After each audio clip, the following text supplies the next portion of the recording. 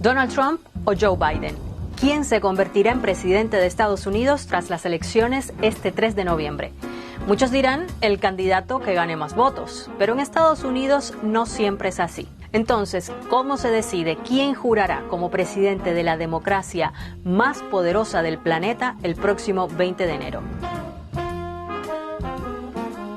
Empecemos por explicar que la elección presidencial en Estados Unidos es indirecta, es decir, que el presidente y el vicepresidente no son elegidos por el voto ciudadano. Los millones de estadounidenses registrados para votar elegirán su presidente a través del llamado colegio electoral. Este organismo está formado por 538 electores o delegados provenientes de todos los estados más Washington, D.C. Los residentes en Puerto Rico y Guam no votan en las elecciones presidenciales y por lo tanto no tienen representación en el colegio electoral. ¿Y quiénes son estos electores?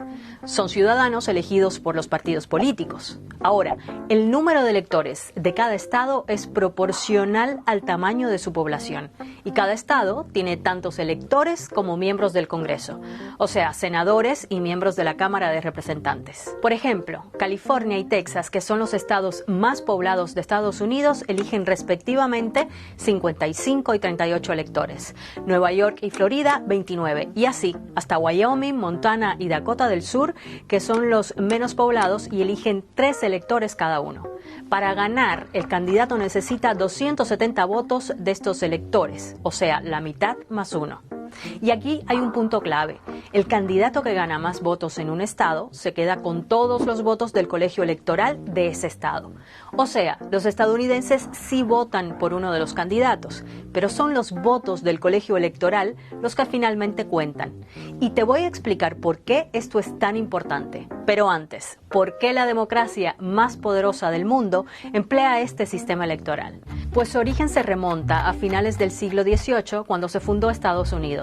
En esa época, una campaña electoral a escala nacional era prácticamente imposible, dado el tamaño del país y unos medios de transporte un tanto distintos a los de hoy. Cada uno de los estados que conformaban la Unión buscaba defender sus intereses. Por eso los padres fundadores rechazaron tanto la elección del presidente por el Congreso como la elección por voto popular directo. También porque temían que la gente iba a votar por su candidato local y así los grandes estados iban a tener más peso. Así que en 1804 entró en vigor la 12ª enmienda a la Constitución que introdujo el actual sistema. Pero volvamos a 2020 y veamos qué pasa después de que se cierren las urnas. Como te contaba antes, en la mayoría de los estados, el candidato que gana el 50% más uno del voto popular en ese estado se lleva los votos de todos los electores.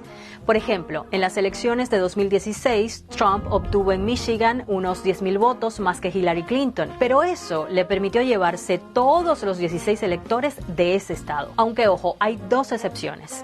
Maine y Nebraska, por ejemplo, dividen sus votos electorales en función de la proporción de votos que cada candidato obtenga, pero son estados pequeños con pocos votos electorales. Hay algunos estados que fielmente le dan su voto a un partido u otro.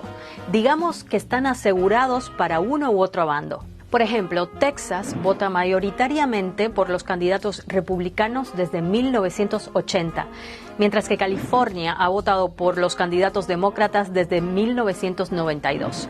Nueva York es también azul o demócrata desde 1988. Pero hay otros estados, como por ejemplo Florida, que votó 2 veces por Bush, 2 por Obama y luego por Trump, que son considerados indecisos y donde es difícil predecir quién ganará hasta finalizado el recuento. Por esta razón, durante la campaña electoral, los candidatos concentran sus esfuerzos en esos estados que se pueden voltear a un lado o al otro. De ahí que los llamen estados péndulo o swing en inglés.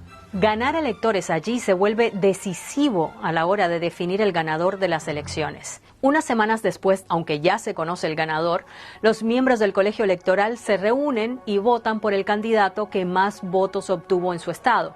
Técnicamente, estos electores no están obligados a votar por el candidato ganador en su estado, pero en los más de 230 años de historia de Estados Unidos hubo muy pocos casos de delegados disidentes y nunca fueron decisivos. Por cierto, el candidato que más electores ganó en la historia de las elecciones de Estados Unidos fue Ronald Reagan, que en 1984 logró 525. Ahora, ¿qué pasa si ninguno de los candidatos logra la mitad más uno de electores? O sea, la cifra mágica de 270. Es una opción remota, pero no imposible.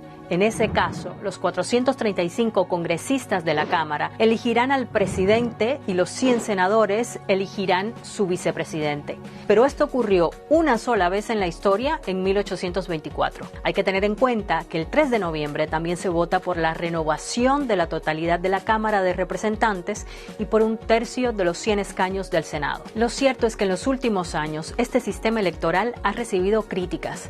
Hay quienes lo consideran defectuoso e injusto porque dicen que no refleja la voluntad popular. En las elecciones de 2016, por ejemplo, Hillary Clinton obtuvo 3 millones de votos más que Donald Trump, pero fue el actual presidente quien entró a la Casa Blanca porque obtuvo más delegados. Lo mismo pasó en el año 2000 entre Al Gore y George W. Bush y en otras 3 ocasiones en el siglo XIX. Sin embargo, el proceso del colegio electoral está establecido en la Constitución. Cambiarlo requiere un largo proceso legislativo que involucra tanto al Congreso como a todos los estados. Y esto es algo que no parece que vaya a ocurrir en breve.